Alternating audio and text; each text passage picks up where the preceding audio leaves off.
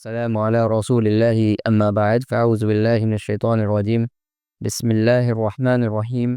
رب اشرح لي صدري ويسر لي أمري واحلل عقدة من لساني يفقه قولي. السلام عليكم ورحمة الله وبركاته. So the topic today is the traits of hypocrites, the munafiqeen. اگر ہم قرآن کا مطالعہ کرتے ہیں اور خاص طور پہ سورۃ البقرہ کا، تو اللہ تعالیٰ نے تقریباً 5 آیات نازل کی مومنین کا ذکر کرتے ہوئے، ہدی للمتقین الذین یؤمنون بالغیب ویقیمون الصلاة ومما رزقناہم ینفقون والذین یؤمنون بما انزل الیک وما انزل من قبلک وبالآخرۃ هم یوقنون، بلکہ 3 آیات نازل کی مومنین کا ذکر کرتے ہوئے، 5ویں آیت تک 3 آیات نازل کی، پھر 2 آیات نازل کی کن کا ذکر کرتے ہوئے؟ کفار کا ذکر کرتے ہوئے، ان الذین کفروا سواء علیہم اانذرتہم ام لم تنذرہم لا یؤمنون ختم اللہ علی قلوبہم وعلی سمعہم وعلی ابصارہم غشاوہ ولہم عذاب علیم۔ اس کے بعد تقریباً 17 کے قریب آیات، 18 کے قریب 17 کے قریب آیات اللہ تعالیٰ نے نازل کی، 17-18 کے قریب آیات نازل کی ہیں، 12-13 کے قریب اللہ تعالیٰ نے آیات نازل کی ہیں منافقین کے بارے میں، منافقین کی صفات بیان کرتے ہوئے، ٹریٹس بیان کرتے ہوئے۔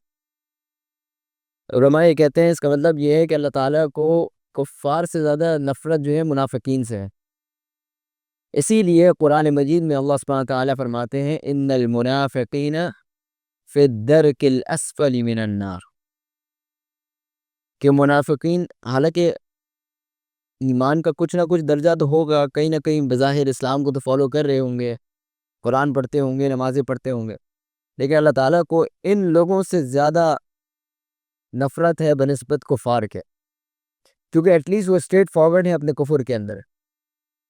تو منافق اصل میں وہ ہوتا ہے جو ظاہر میں اسلام کا پابند ہو، منافق ظاہر میں اسلام کا پابند ہو اور انٹرنلی اسلام کے خلاف ہو، انٹرنلی اسلام کے حق میں نہ ہو، اسلام کو فالو نہ کرتا ہو، تو وہ منافق ہوتا ہے۔ تو اللہ تعالیٰ کو یہ شخص زیادہ اس بندے سے نفرت ہے بنسبت اس بندے کے جو ڈائریکٹلی اور اسٹریٹ فارورڈ اللہ کے دین کا انکار کر دیتا ہے۔ اس کی وجہ یہ ہے کہ یہ انٹرنلی اسلام کو کمزور بناتے ہیں، اور کفار جو ہیں ظاہر میں اسلام سے عداوت رکھتے ہیں، دشمنی رکھتے ہیں، مخالفت کرتے ہیں۔ یعنی آج اگر آپ دیکھیں تو جو لوگ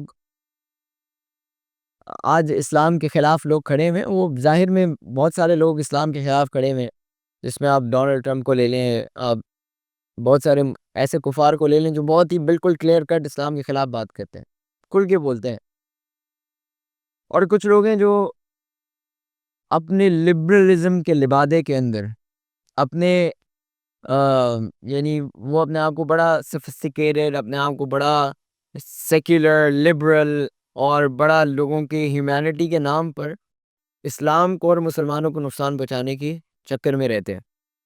تو ان لوگوں کی زیادہ بڑی پکڑ ہونی چاہیے بنسبت ان لوگوں کے جو اسلام کے خلاف باقاعدہ اور کھل کے بات کرتے ہیں۔ تو اللہ تعالیٰ جب ہی قرآن مجید میں فرما رہے ہیں کہ ان المنافقین فی الدرک الاسفل من النار، کہ منافقین جہنم کے سب سے نچلے درجے میں ہوں گے، یعنی سب سے زیادہ جہاں پر آگ ہوگی وہاں پر منافقین ہوں گے۔ تو آج کی ہماری گفتگو کا ریزن یہ نہیں ہے کہ ہم دوسروں کو منافقین باور کروائیں، ٹھیک ہے؟ آج ہم یقیناً پڑھیں گے ضرور بہت ساری صفات جو اس میں آپ کو لگے گا کہ ہاں یار فلاں بندہ مجھے پکا منافق لگتا ہے، وہ تو آؤٹ، ٹھیک ہے؟ تو ٹھیک ہے، ہم کچھ صفات ضرور پڑھیں گے، اور ہو سکتا ہے آپ کے ذہن میں کوئی چیزیں ایسی آ رہی ہوں اور آج آ سکتی ہیں، اس میں کوئی مذاکرہ نہیں ہے، لیکن اس آنے کے بعد آپ انہیں اپنے آپ کو ٹٹولنا ہے کہ کہیں ایسا تو نہیں کہ میں ان لوگوں میں شمار ہو جاؤں، کیونکہ ایک دن حنظلہ رضی اللہ عنہ بھاگتے ہوئے جا رہے ہیں اور کہہ رہے ہیں نافق حنظلہ نافق حنظلہ، حنظلہ منافق ہو گیا، حنظلہ منافق ہو گیا، حنظلہ منافق ہو گیا۔ ابو بکر رضی اللہ عنہ رستے میں پکڑتے ہیں اور پوچھتے ہیں حنظلہ کیا ہو گیا، کیا کہہ رہے ہو؟ کہنے لگے میں منافق ہو گیا۔ کیوں حنظلہ تم منافق کیسے ہو گئے، کیوں کہہ رہے ہو یہ بات؟ کہا جب اللہ کے نبی صلی اللہ علیہ وسلم کی مجلس کے اندر ہوتا ہوں تو ایمان کا لیول وہ ہوتا ہے، اعلیٰ درجے پہ ہوتا ہے، لیکن جیسے ہی میں اپنے گھر کے کام کاج میں لگتا ہوں، اپنی فیملی کے ساتھ آ کے ٹائم سپینڈ کرنے لگتا ہوں، تو وہ ایمان کا درجہ، ایمان کا لیول نیچے آ جاتا ہے۔ ابو بکر رضی اللہ عنہ نے جب یہ بات سنی تو وہ بھی پریشان ہو گئے اور کہنے لگے کہ نافق ابو بکر، ابو بکر بھی منافق ہو گیا۔ چلو آؤ چلتے ہیں اللہ کے نبی صلی اللہ علیہ وسلم سے پوچھتے ہیں اس کا حل کیا ہے۔ اللہ کے نبی صلی اللہ علیہ وسلم کی مجلس میں حاضر ہوتے ہیں، بات کرتے ہیں، سب بتاتے ہیں کہ واجرہ یہ ہے کہ اللہ کے نبی صلی اللہ علیہ وسلم ہمیں لگتا ہے منافق ہو گئے۔ کیوں بکر، کیوں حنظلہ؟ یا رسول اللہ صلی اللہ علیہ وسلم ہم جب آپ کی مجلس میں ہوتے ہیں ہمارا ایمان کا لیول وہ ہوتا ہے، یعنی نفاق کا اصل مطلب کیا ہے کہ ٹو فیسڈ ہوتے ہیں ہم، ظاہر میں کچھ، باطن میں کچھ، کسی کے سامنے کچھ، کسی کے سامنے کچھ۔ تو جب ہم آپ کی مجلس میں ہوتے ہیں ہمارا ایمان کا لیول ہوتا ہے، ہم آپ کے لیے جانثار بن جاتے ہیں، ہم کہتے ہیں آپ ہمیں جہاد کے لیے بھیجیں، آپ ہمارے ٹکڑے کروا دیں، جو آپ چاہیں گے ہم آپ کے لیے کرنے کے لیے تیار ہیں۔ لیکن جیسے ہی کام کاج میں لگتے ہیں، بزنس کی طرف آتے ہیں، کاروبار میں آتے ہیں، پیسے کی طرف آتے ہیں، تو ہماری اس کی محبت بڑھ جاتی ہے، اور پھر وہ تھوڑا سا ڈر بھی لگتا ہے کہ کہیں ایسا نہ ہو کہ ہماری موت آ جائے، اور یہ ساری چیزیں آتی ہیں ہمارے ذہن میں۔ تو اللہ کے نبی صلی اللہ علیہ وسلم نے کہا یہی تو ایمان کی نشانی ہے، یہی تو ایمان کی نشانی ہے کہ انسان کے ذہن میں یہ باتیں آئیں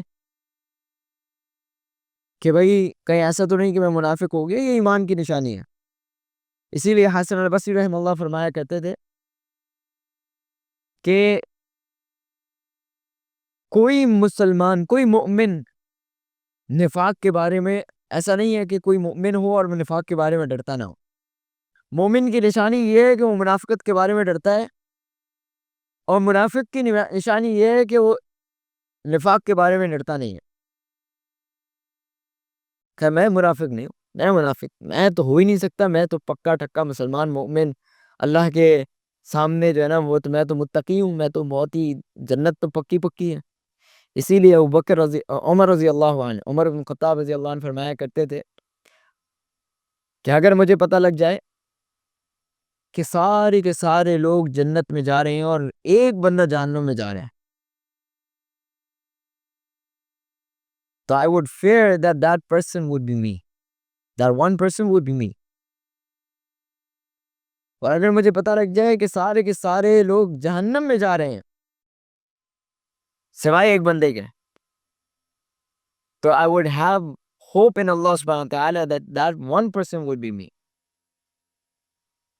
یعنی یہ جو خوف اور ہوپ، فیئر اینڈ ہوپ کے بیچ میں جو انسان کی منزل چل رہی ہوتی ہے، یہ ایمان کی نشانی ہے۔ اور جس دن آپ نے خوف ختم کر کے اللہ کی ہوپ، اللہ کے اوپر ہوپ بالکل قائم کر دی، تو پھر آپ کا نفاق بہت جلد ظاہر ہو جائے گا، اور آپ بالکل نفاق کی طرف چلے جائیں گے، منافقت کی طرف چلے جائیں گے۔ ابن ملیکہ رحمہ اللہ فرماتے ہیں کہ I met 30 or so منافقین، around 30 منافقین، oh sorry، اعوذ باللہ۔ ابن ملیکہ said کہ I met 30 or so صحابہ، around 30 صحابہ رضوان اللہ علیہم اجمعین، and none of them I met which جن میں سے کسی ایک کو ایسا نہیں تھا کہ منافقت کا خوف نہ ہو۔ یعنی ہر بندہ، ان 30 کے 30 لوگوں کے اندر ایک خوف تھا کہ کہیں ایسا نہ ہو کہ میں منافق نہ ہو جاؤں۔ یہ کون ہے؟ صحابہ ہیں، اور صحابہ کا یہ ڈر ہے کہ میں کہیں ایسے لوگوں میں شامل نہ ہو جاؤں کہ منافق نہ ہوں۔ اللہ کے نبی صلی اللہ علیہ وسلم نے 30 صحابہ کا نام اعوذ باللہ، اور صحابہ اللہ کے نبی صلی اللہ علیہ وسلم نے 30 منافقین کا نام حذیفہ رضی اللہ عنہ کو بتا دیا تھا، حذیفہ بن یمان رضی اللہ عنہ کو بتا دیا تھا کہ 30 لوگ مسلمانوں میں بھی موجود ہیں جو منافقین ہیں۔ تو عمر ابن الخطاب کون تھے؟ ابن عمر ابن الخطاب جن کے بارے میں اللہ کے نبی صلی اللہ علیہ وسلم کا ارشاد ہے کہ اگر میرے بعد کوئی نبی ہوتا تو کون ہوتا؟ کون ہوتا؟ عمر ہوتا. جس رستے سے عمر جاتا ہے اس رستے سے شیطان بھاگ جاتا ہے. یہ عمر الخطاب کا ایمان تھا، یہ ان کا لیول تھا. لیکن جب انہوں نے سنا کہ اللہ کے نبی صلی اللہ علیہ وسلم نے ان کو نام بتا دیے ہیں تو وہ حذیفہ کے پاس گئے اور حذیفہ کو کہا کہ حذیفہ مجھے ان کے نام بتاؤ. حذیفہ نے کہا کہ نہیں، اللہ کے نبی صلی اللہ علیہ وسلم told me as a secret. اللہ کے نبی صلی اللہ علیہ وسلم نے تو مجھے سیکرٹ کے طور پہ بتایا تھا، مجھے تو یہ ایک راز بتایا تھا، میں اس راز کو کیسے چھوڑ دوں؟ It was a secret of the Prophet صلی اللہ علیہ وسلم. How can I tell you? I can't tell you this. میں تو آپ کو نہیں بتا سکتا. تو پھر عمر الخطاب نے کہا کہ اچھا حذیفہ ایک بات بتاؤ، میرا نام تو ان میں سے نہیں ہے، صرف یہ بتا دو کہ چاہے ان کے نام نہ بتاؤ، یہ بتا دو میرا نام تو نہیں ہے ان میں سے. تو حذیفہ نے کہا کہ نہیں، آپ کا نام نہیں ہے، اور آپ کے بعد میں کسی شخص کو نہیں بتاؤں گا کہ اس کا نام ہے یا نہیں ہے، کیونکہ سیکرٹ ہے. اگر سب نے آ کے یہ پوچھنا شروع کر دیا تو میں سب کو جب بتا دوں گا تو it won't be secret anymore. تو میں آپ کے بعد کسی کو نہیں بتاؤں گا. But this shows the concern of the Sahaba, that they had this concern کہ کہیں ایسا نہ ہو کہ میں منافق ہو جاؤں، کہیں ایسا نہ ہو کہ میں ان منافقوں میں شامل ہو جاؤں جن کے بارے میں اللہ سبحانہ تعالیٰ کہہ رہا فی الدرک الاسفل من النار. تو یہ منافقین تھے کون؟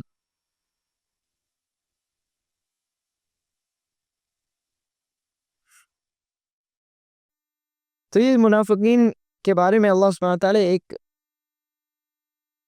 قرآن مجید میں ایک پیرابل یا ایک انالوجی بیان کرتے ہیں، ایک مثال بیان کرتے ہیں سورہ بقرہ کے اندر، جس میں نے کہا کہ چند آیات سورہ بقرہ کے اندر ان کے بارے میں گفتگو کرتے ہیں. ان آیات کے آخر میں اللہ سبحانہ تعالیٰ بیان کرتے ہیں مثلہم کمثل الذی استوقد نارا. ان کی مثال ایسے ہے جیسے کوئی آگ جلاتا ہے، فلما اضاءت ما حولہ، تو اس آگ کے جلانے کی وجہ سے آس پاس ایک روشنی پیدا ہو جاتی ہے.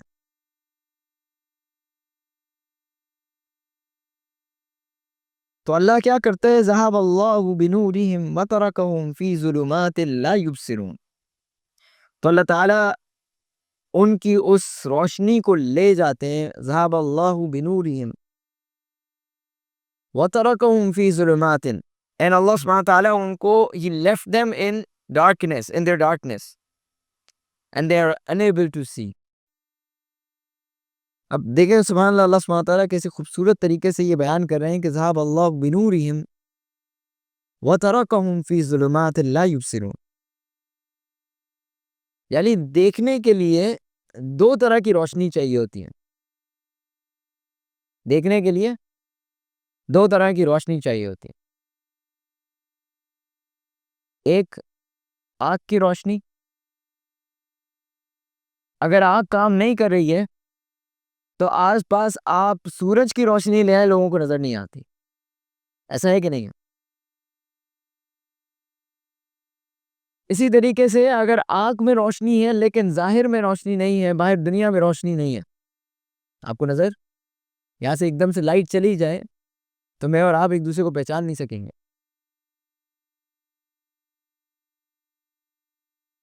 لیکن ایک اور بات اللہ سبحانہ تعالیٰ کہہ رہے ہیں صم بکم عمی فہم لا یرجعون.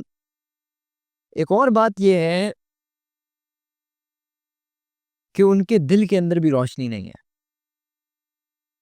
اصل میں ہمارے ہاں ایک چیزوں کو دیکھنے کے لیے دو طرح کی روشنی چاہیے ہوتی ہے، لیکن دین الہی کو سمجھنے کے لیے، اللہ کے دین کو سمجھنے کے لیے، اللہ کے دین کو پہچاننے کے لیے، اللہ کی معرفت حاصل کرنے کے لیے تین طرح کی روشنی چاہیے ہوتی ہے.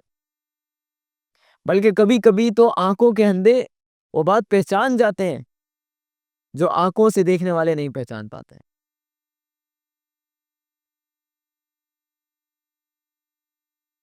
شیخ عبدالعزیز بن باز رحمہ اللہ، ان کے بارے میں کئی علماء کہتے ہیں کہ وہ اللہ کا معجزہ تھے، کیونکہ آنکھوں سے بلائنڈ تھے،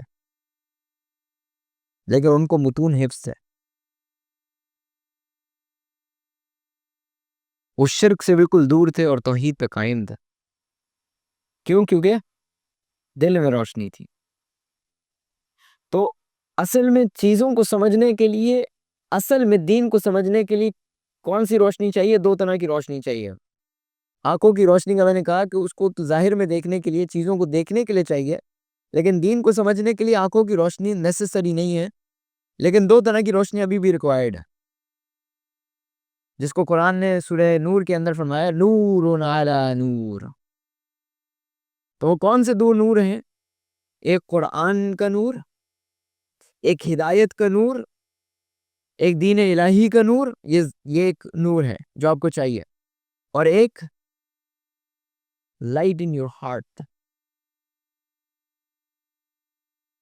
اگر یہ دونوں مل جائیں گے تب آپ کو ہدایت ملے گی، لیکن یہ دونوں نہیں ملیں گے تو ہدایت نہیں ملے گی. جیسے آنکھوں سے دیکھنے کے لیے آپ کو دونوں لائٹ چاہیے، آنکھوں کی روشنی چاہیے اور باہر دنیا میں روشنی چاہیے. ایسے ہی دین کو سمجھنے کے لیے، دین کو حاصل کرنے کے لیے، دین کی معرفت، اللہ کو پہچاننے کے لیے آپ کو دو روشنیاں چاہیے. کبھی کبھی لوگوں کے سامنے کلام الہی بیان کرتے رہیں، آپ ان کے سامنے بیان کرتے رہیں، قرآن سناتے رہے، لیکن ان کے دل پہ اثر نہیں کرتا. اس کے بارے میں قرآن نے کیا کہا؟ کیا کہا ہے؟ مثلهم سواء علیہم انذرتہم ام لم تنذرہم لا یؤمنون ختم اللہ علی قلوبہم.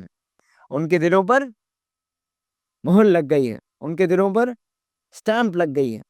دل پہ سٹامپ لگ گئی ہے تو ہدایت آپ سناتے رہے. سواء علیہم انذرتہم ام لم تنذرہم لا یؤمنون، نہیں ایمان لے کر آئیں گے، نہیں سمجھ میں آئے گی. تو صم بکم عمی فہم لا یرجعون. وہ کون ہے؟ صم بکم عمی، اندھے، بہرے اور گونگے. ان کو نہ بولنا آتا ہے، نہ دین کی بات کرنی آتی ہے، نہ دین کی بات دکھنی آتی ہے، نہ دین کی بات سنائی دیتی ہے. صم بکم عمی فہم لا یعقلون. تو یہ ایک پیرابل اللہ سبحانہ تعالیٰ نے، یہ ایک انالوجی بیان کی ہے. صم بکم عمی فہم لا یرجعون. آگے اللہ سبحانہ تعالیٰ ایک اور مثال دے دیتے ہیں، کہتے ہیں ایسے شاید تمہیں سمجھ نہیں آئی ان کی مثال، تو آؤ میں دوسری مثال دیتا ہوں. او کصیب من السماء فیہ ظلمات ورعد وبرق یجعلون اصابعهم فی آذانهم من الصواعق حذر الموت واللہ محیط بالکافرین. دوسری مثال یہ ہے کہ آسمان سے بادل کڑکتے ہیں، بجلی چمکتی ہے، فل آف ڈارکنس، اندھیرے کے اندر تھنڈر اسٹارم ہوتا ہے اور لائٹننگ ہوتی ہے، بادل چمکتے ہیں اور آواز زوردار آتی ہے. جب یہ آواز آتی ہے تو وہ اپنے کانوں میں انگلیاں ڈال دیتے ہیں اس آواز کو سن کر. میں نے سوال کہ حذر الموت، کہیں ایسا نہ ہو کہ موت آ جائے. تو اللہ سبحانہ تعالیٰ کہہ رہے ہیں کہ واللہ محیط بالکافرین، اللہ کافروں کا ایسے ہی احاطہ کرتا ہے. یکاد البرق یخطف ابصارهم،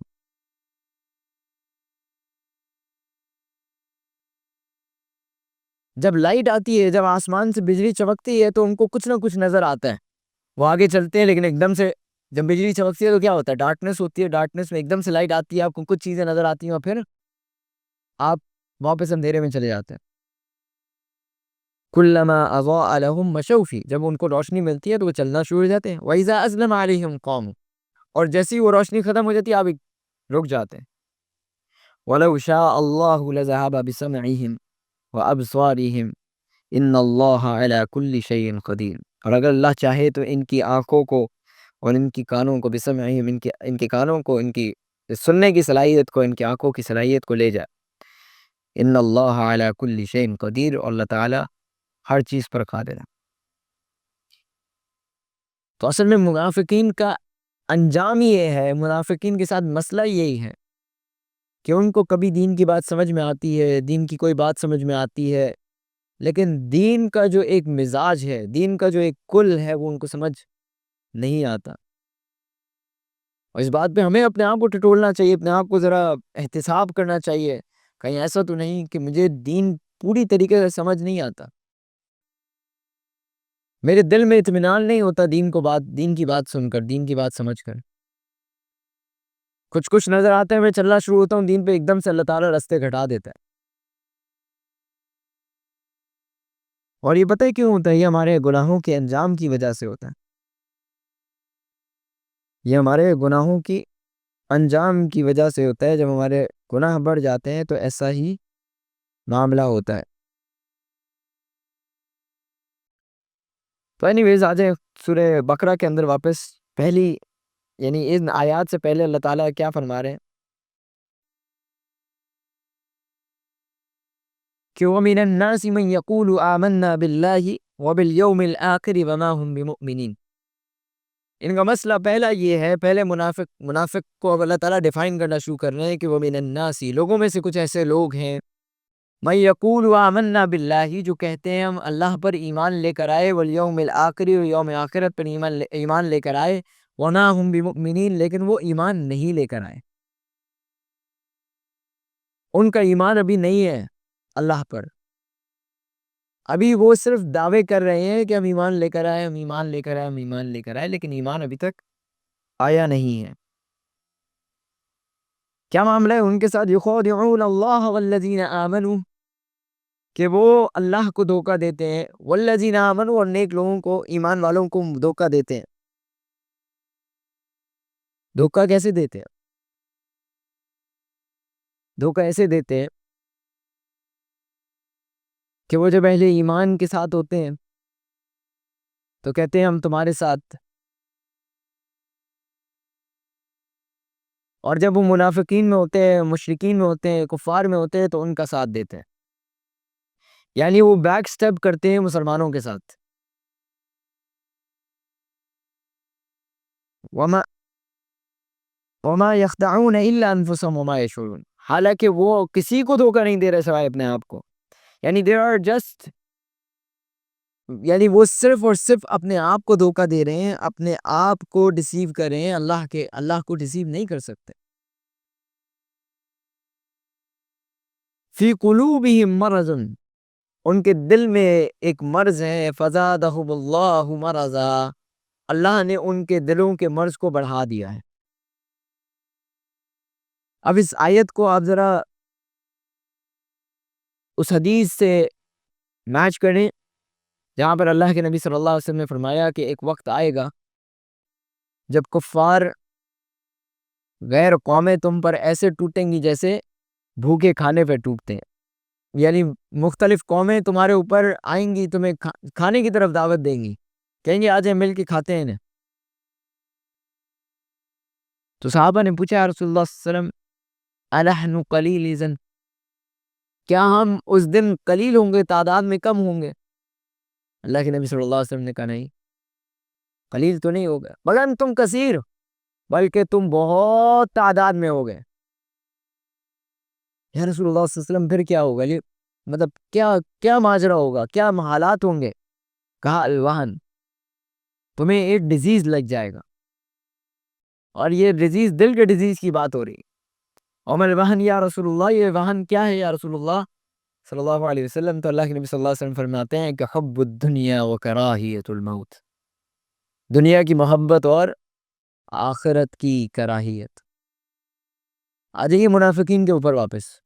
عبداللہ ابن ابی ابن سلول، جو مدینہ کے اندر سب سے بڑا منافق تھا، منافقوں کا سردار تھا، اس کا مسئلہ کیا تھا؟ اس کو اللہ کے نبی صلی اللہ علیہ وسلم سے آر کیا تھا؟ اس کو پریشانی کیا تھی؟ تکلیف کیا تھی اسے؟ اصل میں اللہ کے نبی صلی اللہ علیہ وسلم جب مدینہ آئے تو مدینہ میں اللہ کے نبی صلی اللہ علیہ وسلم کے آنے سے پہلے اوس اور خزرج آپس میں لڑتے تھے. بے تحاشا ان کی آپس میں لڑائیاں، جھگڑے، فساد، چھوٹی چھوٹی باتوں پہ. کئی سالوں کی محنت کے بعد انہوں نے ایک کائنڈ آف کنکلوژن یا ایک کانٹریکٹ تک آ گئے، وہ ایک نیگوشیشن تک آ گئے کہ ہم کسی ایک کو اپنا سردار بنا لیتے ہیں اور جس بندے کا نام وہ چوز کر رہے تھے that person was عبداللہ بن ابی ابن سلول. تو جب اللہ کے نبی صلی اللہ علیہ وسلم مدینہ میں آئے اور اس سے پہلے مسلمان وہاں پر آ چکے تھے، کئی مسلمان آ چکے تھے، اور کئی انصاری بھی مسلمان ہو چکے تھے، مدینہ والے بھی مسلمان ہو چکے تھے. تو جیسے ہی اللہ کے نبی صلی اللہ علیہ وسلم انٹر ہوئے تو صحابہ اور جو وہاں پر مسلمان تھے انہوں نے کہا طلع البدر علینا من ثنیات الوداع.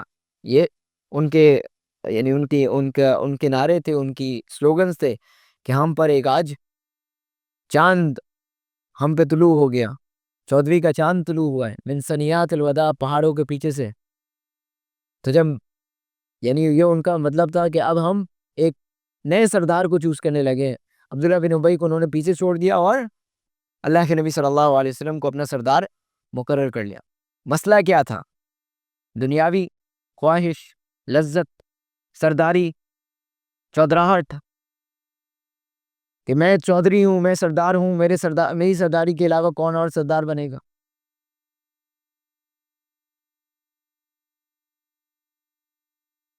تو وہ جو وہن ہے حب الدنیا و کراہیت الموت، اور یہ فی قلوبہم مرض فزادہم اللہ مرضا، کہ یہ جو مرض ہے جس کو اللہ تعالیٰ بیان کر رہے ہیں کہ ان کے دل میں مرض ہے، اور اللہ تعالیٰ اس مرض کو بڑھاتا رہتا ہے کیونکہ ان کے دل میں مرض ہے.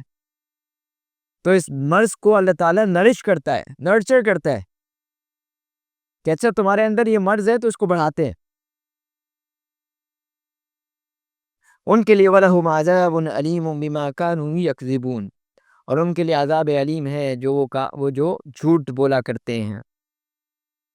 یعنی جھوٹ کیا ہے؟ اگر میں وہی بتا رہا ہوں کہ منافقین کا مسئلہ اگر واپس آ جائے، منافق مدینہ کے منافقین کی طرف آئے تو وہ کیا کہتے تھے کہ اذا جاءك المنافقون قالوا نشهد انك رسول اللہ. اللہ کے نبی صلی اللہ علیہ وسلم قرآن کہہ رہے ہیں کہ اللہ کے نبی صلی اللہ علیہ وسلم آپ کے پاس یہ منافقین آئیں گے، اذا جاءك المنافقون، آپ کے پاس آئیں گے اور کیا کہیں گے؟ نشهد انك رسول اللہ، کہ اللہ کے نبی صلی اللہ علیہ وسلم ہم گواہی دیتے ہیں آپ اللہ کے رسول ہیں. کیا بات ہے. اور معذرت کے ساتھ ہم مذمتی بیان جاری کر دیں، ہاں فلسطین پہ حملہ ہو رہا ہے، مذمتی بیان جاری کر دیں تو نشہد انک رسول اللہ. علم اور مذمتی بیان میں کیا فرق ہے؟ واللہ یعلم انک لرسول، یہ تو اللہ جانتا ہے. آپ یہ کہتے رہیں کہ فلسطینیوں پہ ظلم ہو رہا ہے، تو دنیا میں کون ہے جو نہیں مانتا؟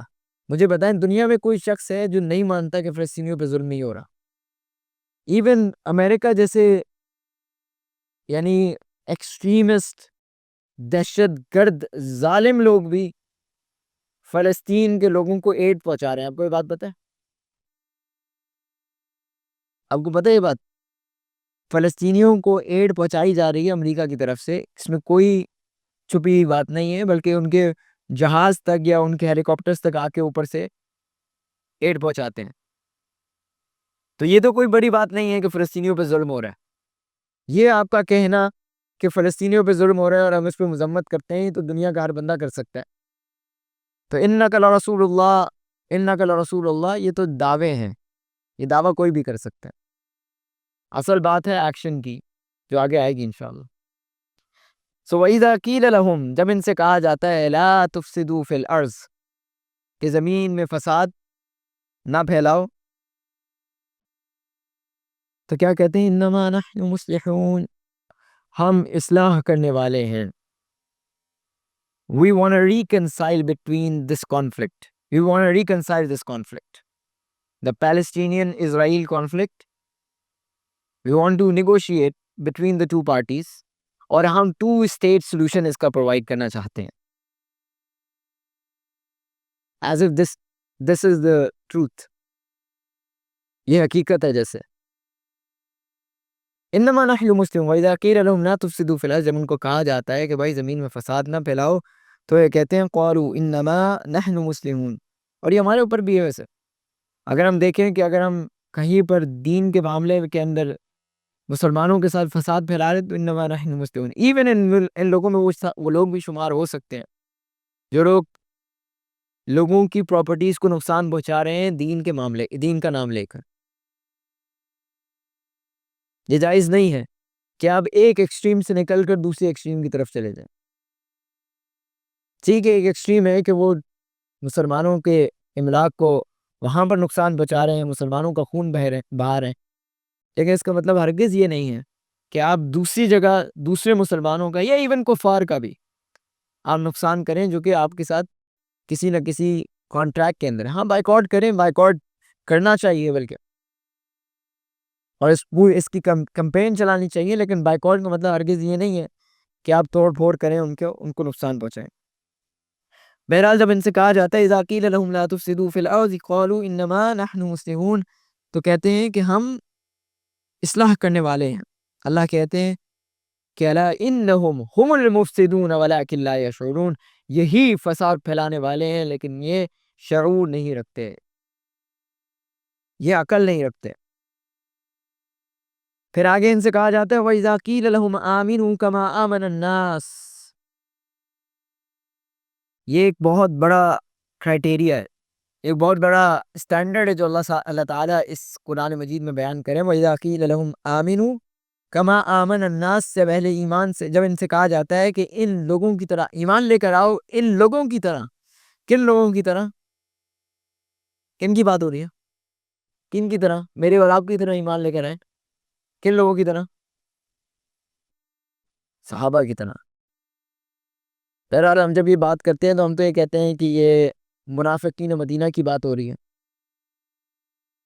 کہیں ایسا تو نہیں کہ ہم لوگوں کی طرح ہم لوگوں کی بات ہو رہی ہے۔ It might be possible that this Quran is talking about me، کہ صحابہ 313 تھے اور نہتے تھے، 1000 پر غالب آ گئے۔ ان کے private life and public life دونوں میں اللہ کا خوف تھا، وہ اللہ تعالیٰ سے اپنی پرسنل لائف میں بھی ڈرتے تھے۔ صحابہ کے بارے میں آتا ہے کہ کانو قائمون فی اللیل، they used to pray in the night، رات کو تہجد کی نمازیں پڑھتے تھے، اور فرسان، اور دن کے اندر فی النہار، دن کے اندر فرسان تھے، گھڑ سوار تھے۔ گھڑ سوار کا مطلب جہاد کیا کرتے تھے۔ آج ہم ذرا دیکھ لیں کہ ایسا تو نہیں کہ ہم جب جہاد کی بات آتی ہے، جہاد سے بات کرتے ہوئے ہمیں ڈر لگتا ہے،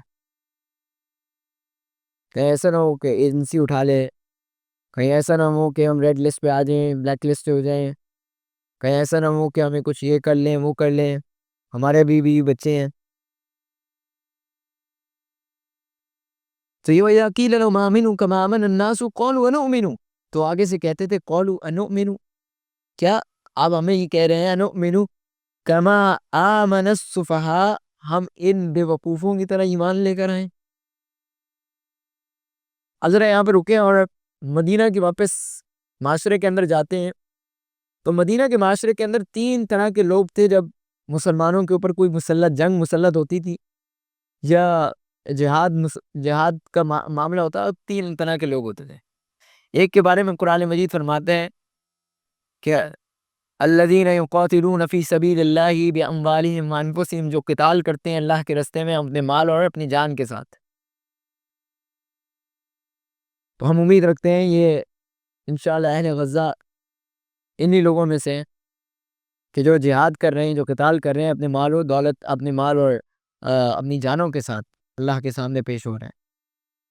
یہ تو وہ طبقہ ہے جو کہ صحابہ کا اولین طبقہ تھا، جن کے پاس مال بھی تھا، جن کے پاس جان دینے کے لیے بھی تھے، ان کے پاس ریسورسز تھے کہ وہ اللہ کے راستے میں جہاد کریں اور جائیں وہاں پر۔ دوسرا طبقہ تھا منافقین کا، جب اہل ایمان پہ کوئی بات ایسی ٹوٹتی تھی وہ کہتے تھے ہم نے پہلے ہی کہا تھا نا نہیں لڑو یہ جنگ۔ کیوں جاتے تھے اللہ کے نبی صلی اللہ علیہ وسلم کے پیچھے؟ ہم کہتے تھے نہیں کرو، کیوں کیا؟ ہم بھگتو، کہا تھا نا یہ جنگ نہیں کرو، کہا تھا نا یہ مسئلہ ہے، یہ باتیں کرتے تھے.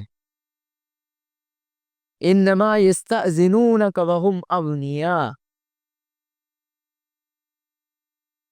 رضوا ان یکونوا مع الخوالف وطبع علی قلوبہم، کہ وہ اللہ کے نبی صلی اللہ علیہ وسلم کے پاس آ کے اجازت مانگتے ہیں. اللہ کے نبی صلی اللہ علیہ وسلم نے جہاد کا اعلان کر دیا، وہ آ کے اللہ کے نبی صلی اللہ علیہ وسلم کو کہہ رہے ہیں یا رسول اللہ صلی اللہ علیہ وسلم بیوی بچے ہیں پیچھے، پریشان ہوئیں گے، کیا کریں، اجازت دے دیں.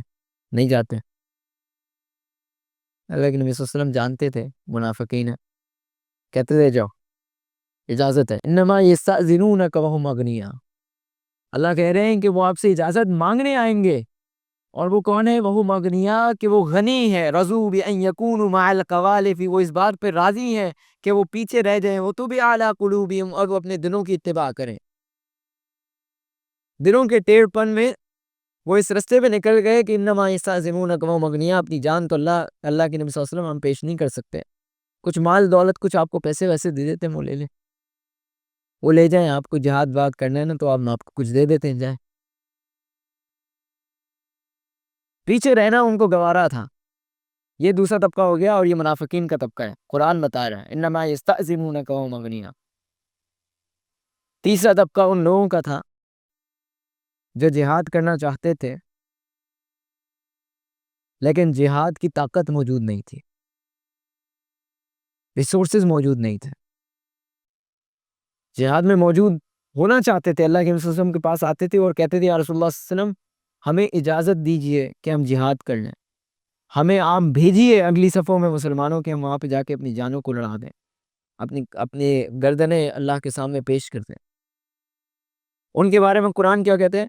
لا علی الذین ولا علی الذین اذا ما اتوا لتحملهم قلت لا اجد ما احملکم علیہ تولوا اعینهم تفیض من الدمع حزنا الا یجدوا ما ينفقون. بہت ہی خوبصورت آیت ہے، and I love this آیت. سبحان اللہ. اللہ کرے کم از کم یہ ایمان کا درجہ پیدا کریں ہم، تبھی ہم نفاق سے بچ سکتے ہیں، ورنہ تو بہت مشکل ہے. کیا ہے ولا علی الذین؟ ولا علی الذین کا مطلب ہے ولا حرج علی الذین، کہ ان لوگوں پہ حرج نہیں ہے، ان لوگوں پہ گناہ نہیں ہے. الذین جو آپ کے پاس آتے ہیں، اذا ما اتوا، جب آپ کے پاس آتے ہیں کہ آپ ان کو بھیجیں، اذا ما اتوا لتحملهم، کہ آپ ان کو سواری دیں، لتحملهم قلت، کہ وہ آپ سواری دیں اور وہ سواری پہ بیٹھ کے مسلمانوں کی اگلی صفوں میں چلے جائیں اور اپنی جانوں کا نذرانہ پیش کر دیں.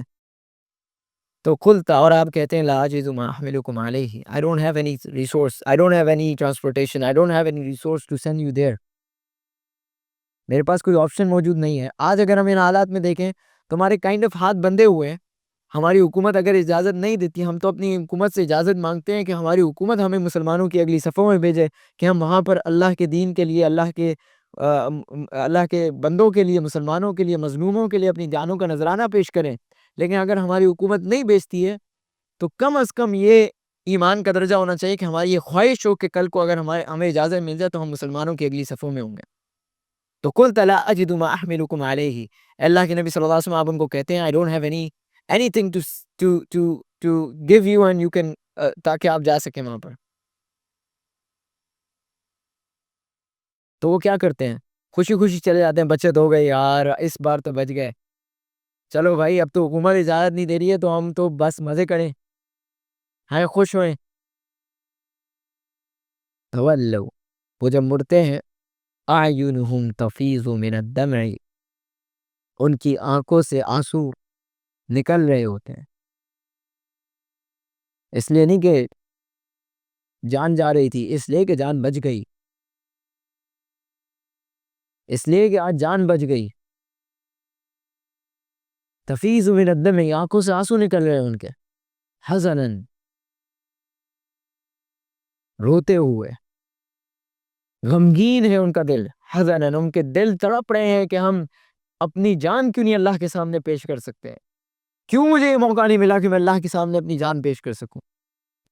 اللہ یجدوا ما ينفقون، کہ they don't have anything to spend in the cause of Allah سبحانہ وتعالی. اس بات پہ وہ غمگین ہیں کہ they don't have anything، ان کے پاس ریسورسز ہی نہیں ہیں. تو اگر آج ریسورسز میں جو ہوتے میرے پاس ہوتے تو میں وہاں ہوتا، میں اپنی جان اللہ کے سامنے پیش کر دیتا. تو اگر نہیں ہے ریسورسز تو کم از کم یہ طبقہ تو بنے ہم، ورنہ تو آپ کو پتہ ہے کیا ہوگا. انما یستأذنونک وهم اغنیاء. تیسرا طبقہ میں نے آپ کو بتا دیا وہ ان لوگوں کا ہے، منافقین کا ہے، کہ جو غنی ہیں، جن کے پاس ریسورسز ہیں، جن کے پاس سب کچھ ہے. رضوا بأن یکونوا مع الخوالف وتبع علی قلوبہم. وہ پیچھے رہ جانے والوں کے ساتھ بہتر ہے، وہ خوش ہیں اس بات پہ کہ ہم پیچھے رہ گئے. تو ہم نے راضی نہیں ہونا، ہم نے کوشش کرنی ہے کہ اللہ تعالیٰ ہمیں جہاد کے لیے قبول کریں. تو بات کہاں چل رہی تھی؟ وَإِذَا قِيلَ لَهُمْ آمِنُوا كَمَا آمَنَ النَّاسُ قَالُوا وَنُؤْمِنُ كَمَا آمَنَ السُّفَهَاءُ. تو صحابہ میں تین، یعنی اس دور کے مدینہ میں تین طرح کے لوگ تھے. ایک صحابہ کا اولین درجہ جو میدان جہاد میں موجود تھا، جن کو اللہ نے اپنے دین کی نصرت و تائید کے لیے قبول کیا. آج ہم سمجھتے ہیں وہ اہل غزہ ان لوگوں میں شامل ہیں انشاءاللہ. نمبر 2، وہ لوگ جو ان کے لیے کم از کم آواز بن گئے، کم از کم ان کی نصرت کر رہے ہیں، کم از کم ان کے لیے بات کر رہے ہیں، کم از کم اس خواہش میں لگے ہوئے ہیں کہ کاش ہمیں ان لوگوں میں شمار کر دیا جائے. ابھی پہنچے نہیں ہیں، ابھی وہ پیچھے رہ گئے ہیں، لیکن پیچھے رہنے پہ وہ غازی نہیں ہیں بلکہ غمگین ہیں. تیسرا طبقہ وہ ہے جو پیچھے رہنے پہ خوش ہیں. تو اگر ہم نے ان منافقین کے درجے سے نکلنا ہے تو بے وقوف بننا ہے.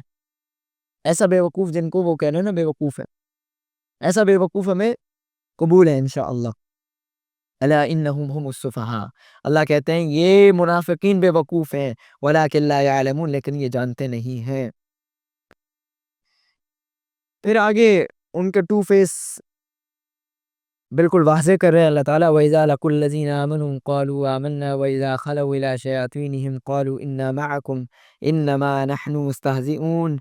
کہ جب وہ اہل ایمان سے ملتے ہیں تو کہتے ہیں ہم ایمان لے کر آئے، ہم مسلمان ہیں، ہم ایمان والے ہیں،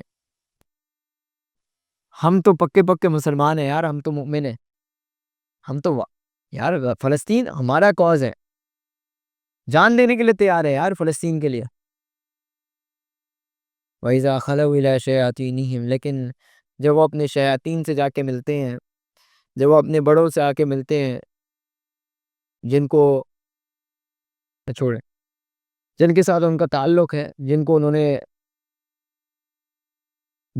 نے رکھا ہوا ہے اپنے ساتھ، ان کو کہتے ہیں نہ معاکم، ہم we are from you, we're part of you. نہ معاکم، we are with you. Whatever you would say we will accept inshallah. Tell us what needs to be done.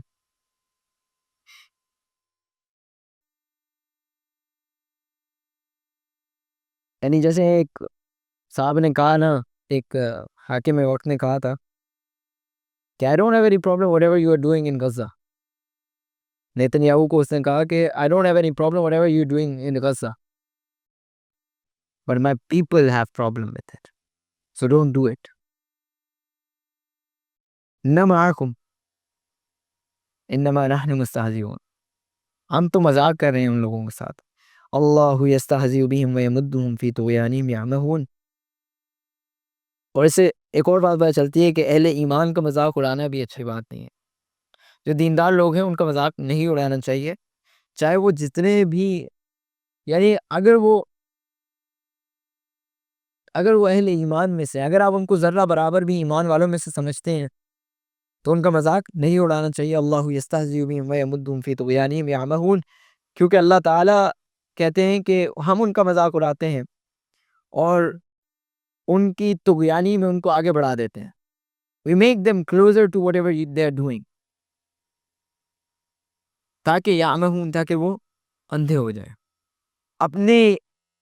اپنے زعم کے اندر، اپنی طغیانی کے اندر، اپنی برائی کے اندر وہ اتنے زیادہ غالب ہو جاتے ہیں کہ وہ اپنے آپ کو بھول جاتے ہیں. وہ بھول جاتے ہیں کہ اصل میں وہ لوگوں کے ساتھ جو مذاق کرتے کرتے کرتے کرتے they are being exposed now. اللہ تعالیٰ ان کو ایکسپوز کر رہے ہیں کہ آہستہ آہستہ کر کے. اور یہ عبداللہ بن ابی بن سلول کا واقعہ ایسا ہی ہے. وہ کہتا ہے، اس نے کہا تھا سورہ منافقون کے اندر ہے کہ جب مدینہ جائیں گے تو عزت من العزل، جو عزت والا ہے وہ ذلت والے کو نکالے گا. جو عزت والا ہے وہ ذلت والے کو نکالے گا. جانتے ہوں کس کے بارے میں بات کر رہا تھا؟ نعوذ باللہ. اصل میں نبی صلی اللہ علیہ وسلم کے بارے میں بات کر رہا تھا کہ میں جب مدینہ جاؤں گا تو عزت والا ذلت والے کو نکالے گا. اور پتہ ہے کیا ہوا تھا؟ اللہ تعالیٰ ایسے ایکسپوز کرتا ہے. اس کے بیٹے کا نام بھی عبداللہ تھا، عبداللہ ابن ابی ابن سلول. وہ مسلمان تھا، مومن تھا. وہ مدینہ کے باہر آ کے کھڑا ہو گیا اور اپنے باپ کو اس نے انٹر نہیں ہونے دیا.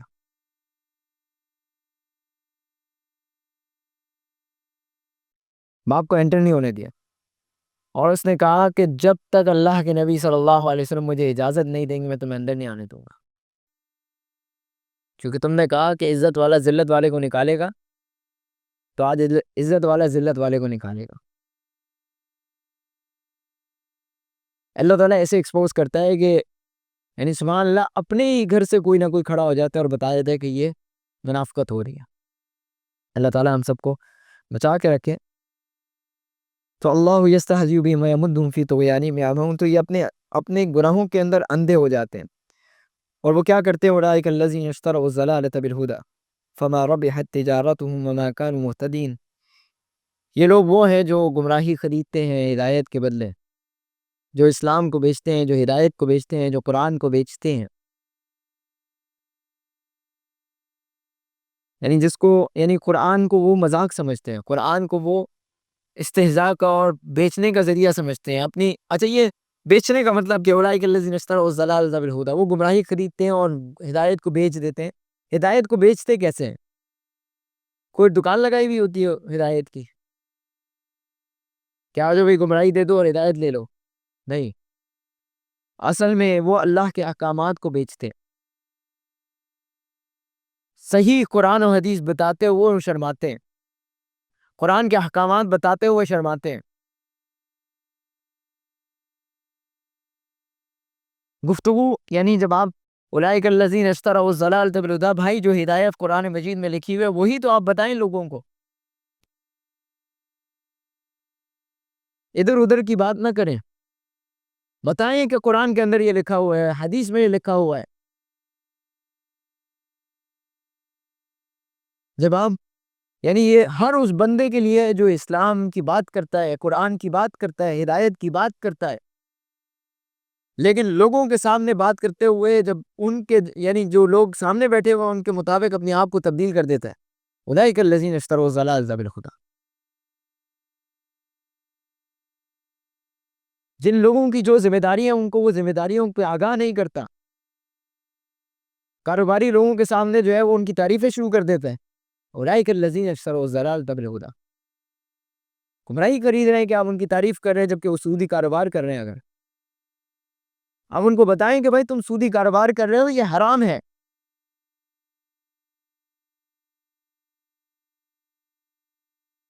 اگر کوئی حاکم وقت ہے تو اس کو بتاتے ہوئے شرمائے نہیں کہ بھائی تم کام کر رہے ہو، تم گناہ کا کام کر رہے ہو، یہ گناہ ہے جو تم کام کر رہے ہو. تم بحیثیت عالم دین، بحیثیت دائی، تمہاری یہ ذمہ داری تھی کہ امروا بالمعروف وتنہون عن المنکر، یامرون بالمعروف وینہون عن المنکر، کہ تمہاری کام تو یہ تھا کہ تم صحیح بات کا حکم دو گے اور گناہوں سے روکو گے. لیکن اگر تم اپنے مدرسے کی زمین مانگ رہے ہو لیکن تم ان کو غلط پہ غلط نہیں کہہ رہے،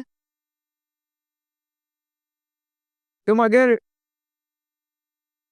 کاروباری جو سودی کاروبار کرتے ہیں ان سے ڈونیشن لے رہے ہو لیکن ان کی ڈونیشن سے پہلے ان کو یہ نہیں بتا رہے کہ تم غلط کام کرتے ہو.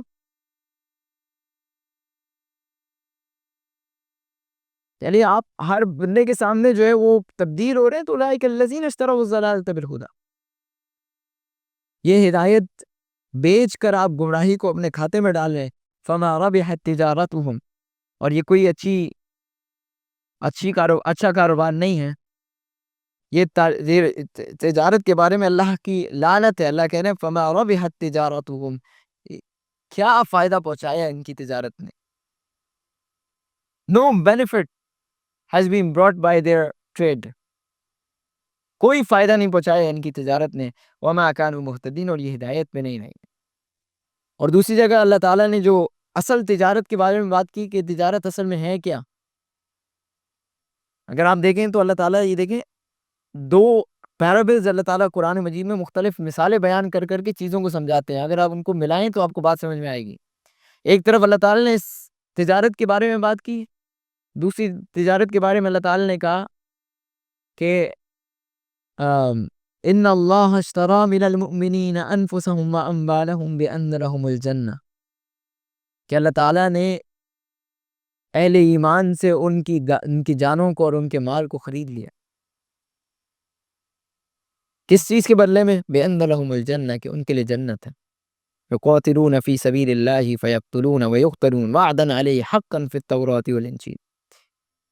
تو یہ اہل ایمان کا تذکرہ اللہ تعالیٰ کر رہے ہیں کہ ان کی جانوں کو اللہ نے خرید لیا ہے، یہ ان کی تجارت ہے۔ وہ جب تجارت کرتے ہیں تو وہ ہدایت کو خریدتے ہیں، وہ ہدایت کو اپنے ہاتھ میں لیتے ہیں، وہ اپنی جانوں کا نذرانہ پیش کرتے ہیں، وہ جنت لیتے ہیں، جنت کو خریدتے ہیں اپنی جانوں کے بدلے۔ اور آن دی اپوزٹ منافقین کیا کرتے ہیں؟ جنت کو فرگو کر دیتے ہیں، جنت کو بیچ ڈالتے ہیں، ہدایت کو بیچ ڈالتے ہیں۔ کس چیز کے بدلے؟ دنیا کی آسائشوں کے بدلے، دنیا کی چیزوں کے بدلے، دنیا کے فیم کے بدلے، دنیا کے پیسے کے بدلے۔ تو ہمیں اس بات کو سمجھنا چاہیے کہ ہم یعنی صحابہ جب ڈرتے تھے اپنی نفاق سے تو اصل میں وہ کچھ صفات سے ڈرتے تھے۔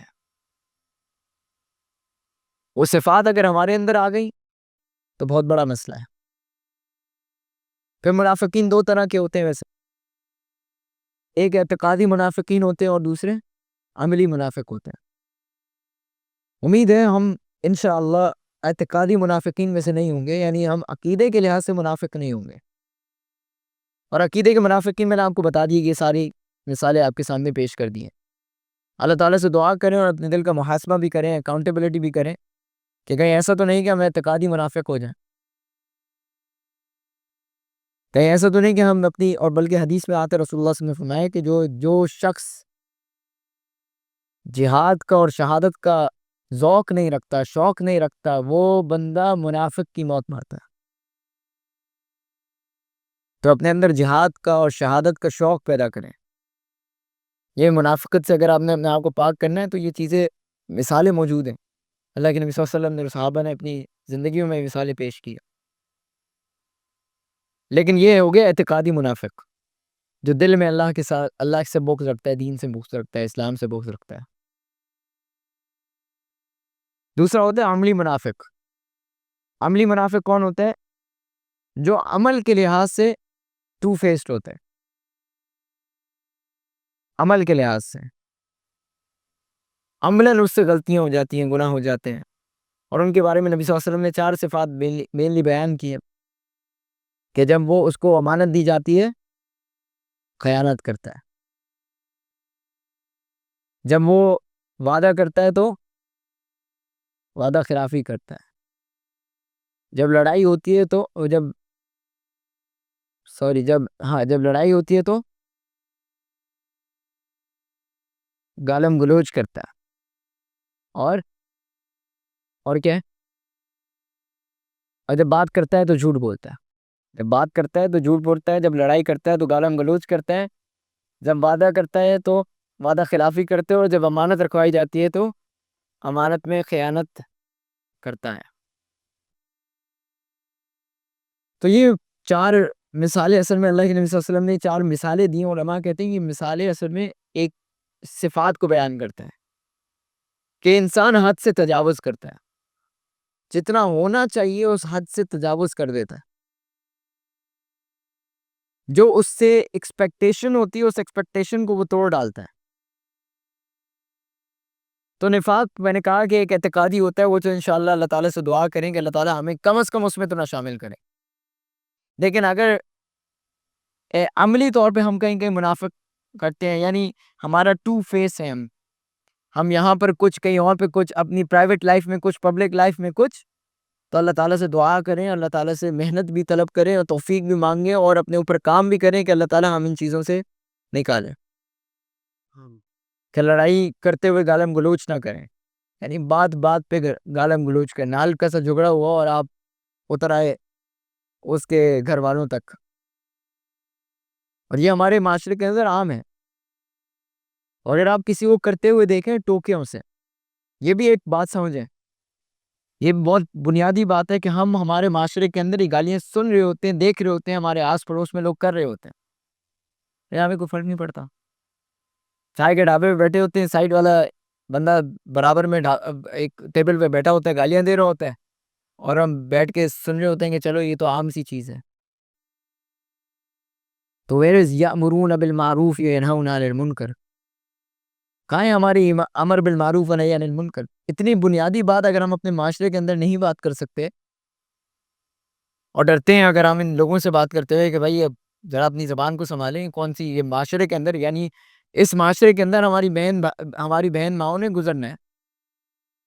ہو سکتا ہے اسی سڑک سے ہماری بہن گزر رہی ہو، ہماری ماں گزر رہی ہو، اور کوئی اس طرح کا گفتگو کرے، ماں بہن کی گالی سن رہا ہو، تو آپ کو اچھا لگے گا؟ اور یہ ہمارے معاشرے کا عام روٹین ہے.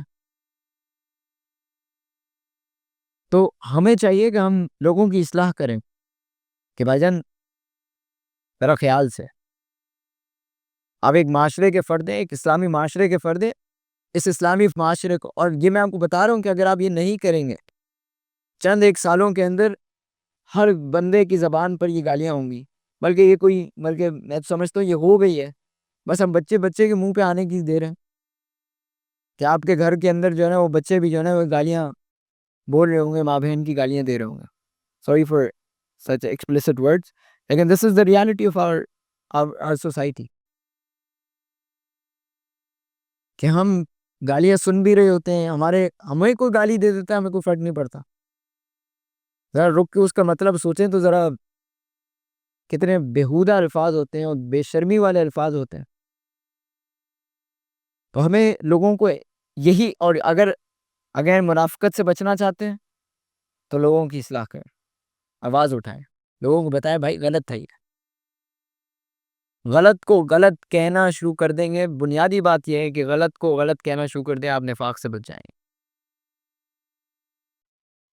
چاہے وہ آپ کا بھائی ہو، باپ ہو، دوست ہو، دشمن ہو، غلط کو غلط کہیں اور صحیح کو صحیح کہیں.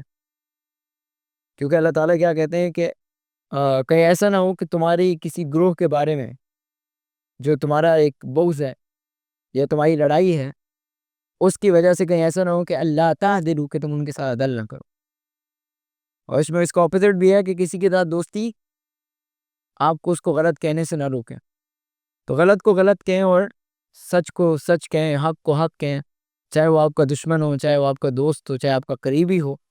ہر کسی کو اصلاح کی ضرورت ہے، مجھے اصلاح کی ضرورت ہے، آپ کو اصلاح کی ضرورت ہے، اس معاشرے کو اصلاح کی ضرورت ہے. تو ہمیں اس معاشرے کی اصلاح کرنی چاہیے.